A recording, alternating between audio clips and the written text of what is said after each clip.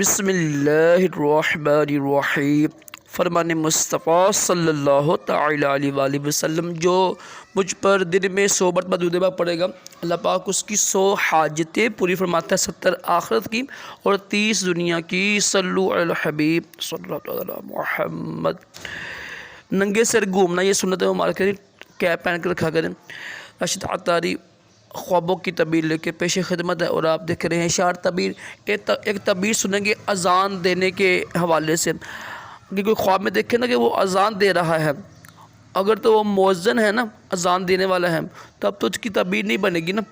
اگر مؤذن نہیں ہے تو اذان دینے کی تعبیر یہ بنے گی کہ انشاءاللہ وہ حج کرے گا۔ حج کرنے کی تعبیر بنتی ہے اذان دینے کی۔